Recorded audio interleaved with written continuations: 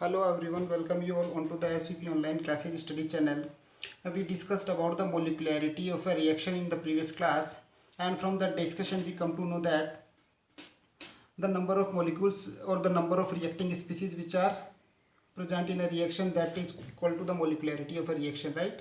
It means how many reactants are actually present. How many reactants are actually present in a reaction, that is equals to the molecularity of a reaction.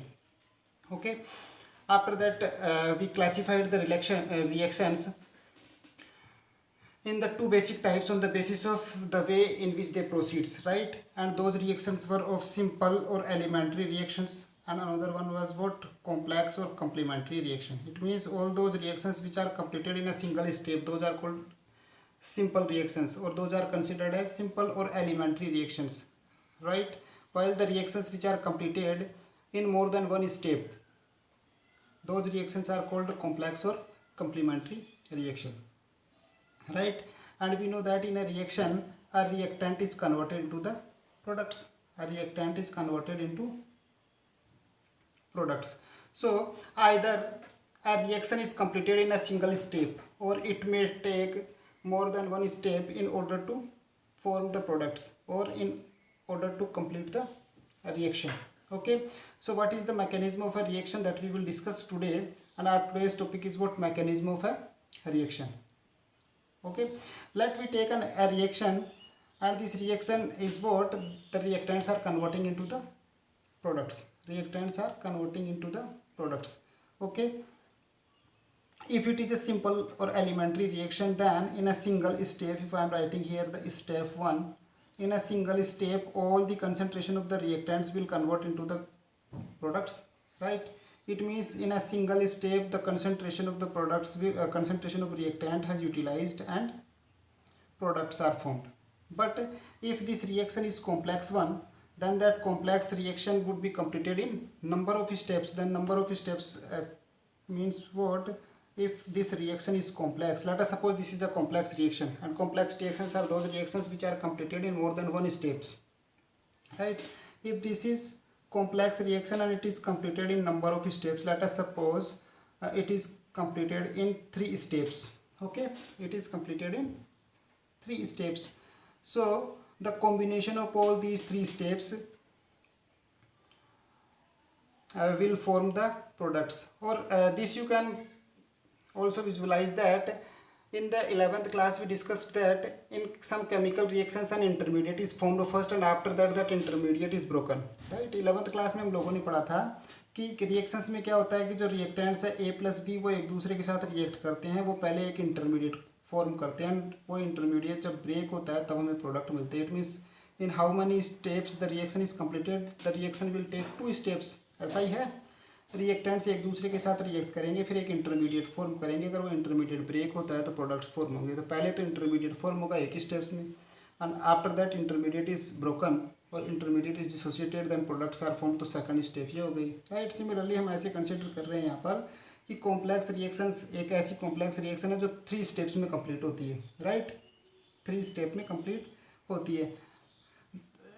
If this complex reaction is supposed to complete in 3 steps, then what we can say, this step 1 individual is an simple reaction. अगर हम सिर्फ एक ही step की बात करें, जैसे मान लो कि इंडिविजुअली एक स्टेप फर्स्ट एक सिंपल रिएक्शन है, इंडिविजुअली स्टेप सेकंड को हम सिंपल रिएक्शन बोल सकते हैं, इंडिविजुअली स्टेप थर्ड को हम सिंपल रिएक्शन बोल सकते हैं, right? It means it can be said that a complex reaction is a result of combination of number of simple reactions और the elementary reactions.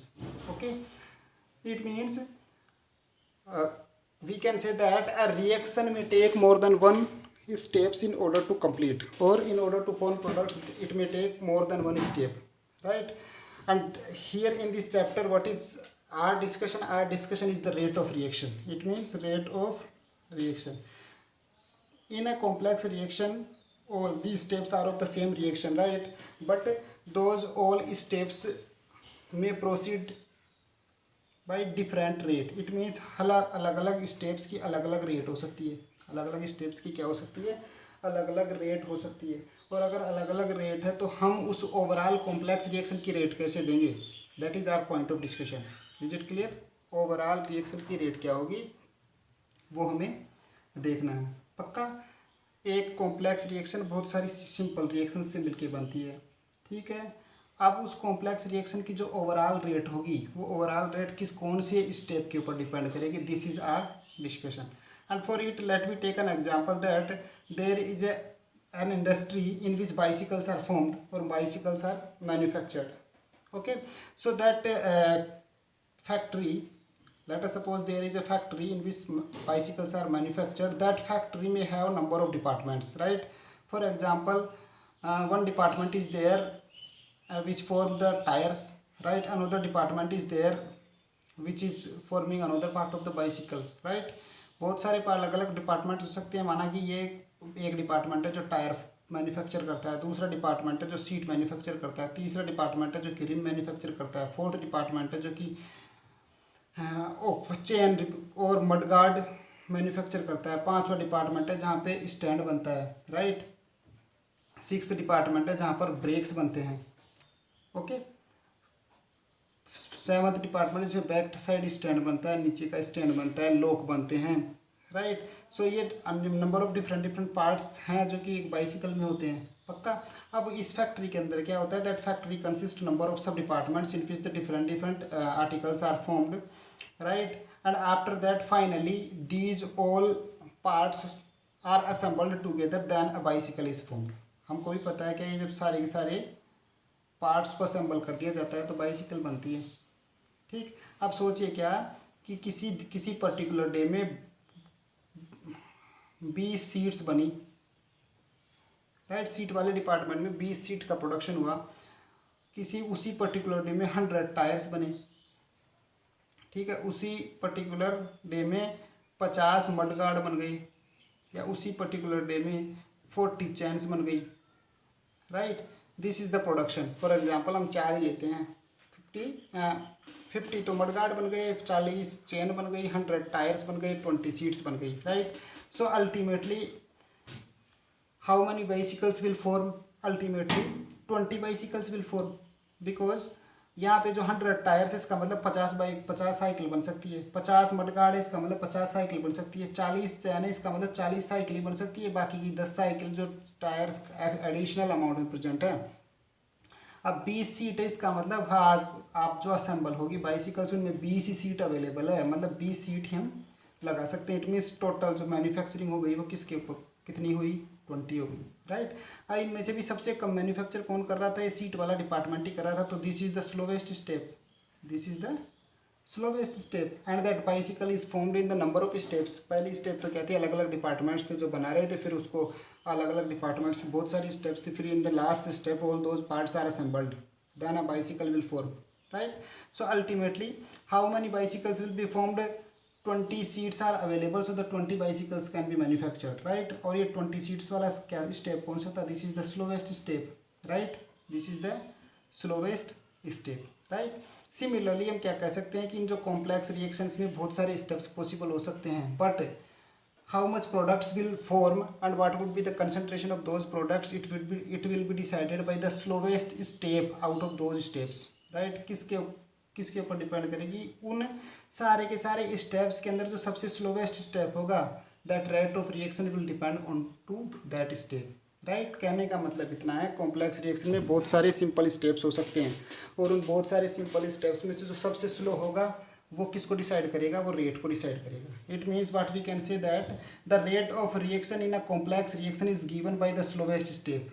Rate of reaction in a complex reaction is given by slowest step, and if it is given by slowest step, then what we can say about that step, it can be said that it is called as what, rate determining step।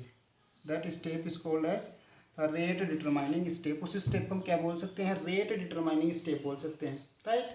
So what was our discussion, that how a reaction proceeds or the way by which a reaction proceeds is called as a mechanism of a reaction। So, and a reaction can be either simple or complex. If it is complex one, then it can be considered as the combination of number of steps, right। And if it is completed in number of steps, then how can we decide the rate of a reaction? So that rate would be dependent onto the slowest step, of that complex reaction, right? That slowest step would be the rate determining step for that reaction. पक्का ये समझ में आया होगा आपके cycle वाले example से कि जो सबसे कम और जो सबसे कम कंसंट्रेशन के सबसे स्लोवेस्ट स्टेप जो होगा वो क्या होगा, रेट डिटरमाइनिंग स्टेप होगा, right. And in this way a reaction proceeds, this is called the mechanism of a reaction. इस तरीके से एक रिएक्शन प्रोसीड करती है, इसको हम क्या बोलते हैं, मैकेनिज्म ऑफ अ रिएक्शन बोलते हैं, राइट। पिछली क्लासेज में आप लोगों ने ये पढ़ा होगा कि रिएक्शंस को हम अलग अलग तरीके से क्लासीफाई कर सकते हैं, राइट। यहाँ पर हमारा पॉइंट ऑफ डिस्कशन क्या है, रेट के बेसिस के ऊपर। क्या है पॉइंट ऑफ डिस्कशन, रेट के बेसिस के ऊपर। और रेट के बेसिस के ऊपर रिएक्शंस कैसे हो गई, simple and complex, right. Initially in the starting of the chapter we classified the reactions in 3 basic types। उनमें था ऐसा क्या, fast reactions, slow reactions, moderate reactions. वो रेट के बेसिस पे ही थी, जो ज़्यादा टाइम लेता थी वो स्लो थी, जो बहुत जल्दी हो रही थी वो फास्ट थी, जो इंटरमीडिएट टाइम लेती थी उसको हम मॉडरेट बोलते रहे थे। वो तो था किसका, टाइम टेकिंग के बेसिस के ऊपर। And these reactions are classified on the basis of way, कितने सारे स्टेप्स के अंदर वो कंप्लीट हो रही है reaction. Okay, I hope that you have understood the concept of mechanism of a reaction, right.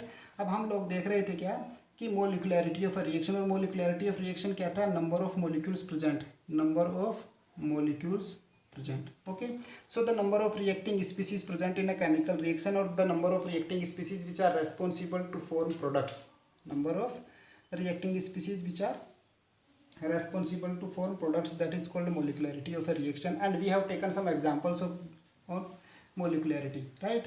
जैसे हम बात करें कि calcium carbonate is dissociated, right. If calcium carbonate is dissociated then it is dissociated in terms of CO and CO2, right।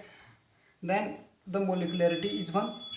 if we consider that H2 plus I2 then twice of HI, how many reactants are present here, the 2 reactants are present, so the molecularity is 2, so the molecularity is 2।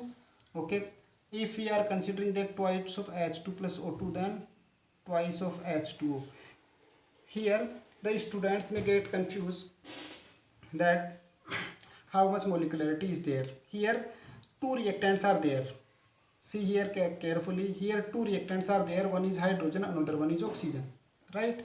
but hydrogen are present in the 2 molecules। पक्का हमें क्या करना है, molecularity में कितने type के reactants present है, 2 type के रिएक्टेंट्स प्रेजेंट है, तो मोलिकुलरिटी क्या होगी, 2 होगी, irrespective of the stoichiometric coefficient, right. वो तो क्या था, वो तो बैलेंसिंग ऑफ केमिकल रिएक्शन के लिए अलग अलग मोलिक्यूल्स होंगे, right. Here 2 moles of hydrogen are present in order to balance the chemical reaction, right, in order to satisfy the law of conservation of mass, होगा ऐसा। लेकिन यहाँ पे 2 मोल हैं, तो हमको क्या करना है, मोलिकुलरिटी में जितने नंबर ऑफ मोल्स हैं वो कंसिडर नहीं कर रहे, हम क्या करना है, जितने टाइप ऑफ रिएक्टेंट्स प्रेजेंट है। Here 2 type of reactants are present, that is what, twice of H2 plus O2, then the molecularity is what, 2, then the molecularity is 1, 2। similarly अगर हम ऐसे बोलते हैं N2 plus 3H2 then twice of NH3 is formed, then what would be there, क्या है, एक तो nitrogen है प्लस एक हाइड्रोजन है, irrespective of the number of moles present. Number of moles किसके लिए प्रेजेंट है, सिर्फ और सिर्फ बैलेंसिंग पर्पज के लिए, राइट। तो इसकी मोलिकुलरिटी भी क्या होगी, 2 होगी। सिमिलरली मोलिकुलरिटी 3 भी हो सकती है, सिमिलरली मोलिकुलरिटी 4 भी हो सकती है, सिमिलरली मोलिकुलरिटी 5 भी हो सकती है ना, राइट। ओके, सो मोलिकुलरिटी जब भी हम देते हैं तो क्या करते हैं, नंबर ऑफ मोलिक्यूल्स को क्या करते हैं, डिस्कार्ड करते हैं, कितने टाइप ऑफ रिएक्टेंट्स प्रेजेंट है वो मोलिकुलरिटी होगी, राइट। अब here if the molecularity is 1 then we can say it as what, unimolecular, what we can say, unimolecular। अगर मोलिकुलरिटी 2 है तो हम क्या इसको बोल सकते हैं, बाईमोलिकुलर। क्या बोल सकते हैं, bimolecular. If molecularity is 3 then trimolecular, right. If molecularity is 4 then tetramolecular. If molecularity is 5 then the pentamolecular, and so on we can classify the reactions in terms of their molecularity। पक्का molecularity को हम unimolecular बोल सकते हैं अगर molecularity 1 है, हम इसको बाईमोलिकुलर बोल सकते हैं अगर मोलिकुलरिटी 2 है, अब हम उसको ट्राईमोलिकुलर बोल सकते हैं अगर मोलिकुलरिटी 3 है, राइट। बट ध्यान देने की कोशिश कीजिएगा कि मोलिकुलरिटी देते टाइम जो स्टोकाइमेट्रिक कोफिशिएंट है उसको हम कंसिडर नहीं करते, सिर्फ और सिर्फ टाइप ऑफ रिएक्टेंट्स, कितने रिएक्टेंट्स प्रेजेंट है actually, without considering the stoichiometric coefficient, that is the molecularity. Okay, पक्का। इसका मतलब ये था कि हमको कितने नंबर ऑफ मॉलिक्यूल्स यहाँ पे प्रेजेंट है रिएक्टेंट्स की, Okay, now the next important question which has asked number of times in the CBSE board exams, and that is what differentiation between molecularity and order of reaction. हम लोगों ने देखा था order क्या था, order of reaction. Order of reaction तो क्या था, order of reaction क्या था कि rate लो से rate is equals to k into a to the power alpha and b to the power beta, and the sum of alpha plus beta would be the order of reaction, right? Here alpha is what, alpha need not to be equal to the stoichiometric coefficient. It means ये utilized concentration है, right? इसका मतलब ये क्या है, utilized concentration है. ये जो differentiation between molecularity and order of reaction बहुत बार CBSE बोर्ड एग्जाम में पूछा जा चुका है, right? Then what is the difference in between the molecularity and rate of and order of reaction? In order of reaction, utilized concentration of reactants are taken into consideration, right? We have discussed it before that. In order of reaction, only utilized concentration is taken into account, while in the molecularity the overall concentration of the reactants is taken in account. Order of reaction में तुम क्या लेते हैं, सिर्फ और सिर्फ utilized concentration लेते हैं, जबकि molecularity of reaction में क्या लेते हैं, overall order of reaction में क्या लेते हैं, utilized concentration लेते हैं, जबकि molecularity में क्या लेते हैं, overall concentration of reactant will consider. Okay, we have seen that order of a reaction can be zero. हमने देखा था zero order reaction, हमने देखा था zero order reaction. Order of reaction can be zero, but molecularity of a reaction cannot be zero, as if we consider that a reaction is having molecularity zero. Zero means कोई सा reactant present नहीं है, and if the reactant is not present, then how the products will form, right? So molecularity cannot be zero. Molecularity क्या हो सकती है, zero नहीं हो सकती है कभी भी. Molecularity कभी जीरो नहीं हो सकती है. Order of reaction can be zero, right? So second difference is what, order of reaction can be zero but molecularity of a reaction cannot be zero. Third one is what, we have seen that order of reaction can be in fraction. Order of reaction fraction में हो सकता है, but molecularity of a reaction can not be in fraction. Okay, ऐसा नहीं हो सकता है कि जैसे ये जितने भी हैं तो जैसे या तो एक ही मोलिक्यूल होगा, या दो मोलिकुलरिटी होगी, या तीन होगी, या चार होगी. ऐसा नहीं है कि 2.5 मोलिकुलरिटी होगी. It is not possible, right? So what are the three basic difference? First one is what, in the molecularity overall concentration is taken into account, and in the order of reaction utilised concentration is taken into account, right? Molecularity cannot be zero while the order of reaction can be zero. Similarly, molecularity cannot be in fraction but order of reaction can be in fraction, right? So this was the mechanism of a reaction. Now we are moving towards the completion of this chapter. In the next 2-3 lectures we will complete the chapter, right? So you should go through the mechanism of a reaction. Please don't forget to learn the difference in between the molecularity and order. Each and everything is written in the notes which I have already been provided to you. So just refer those notes, right? Even then if you found any difficulty or any problem, then you may ask to me, right? Okay, keep studying, keep learning, stay at your home, be safe, protect your family and enjoy the melody of life. Thank you.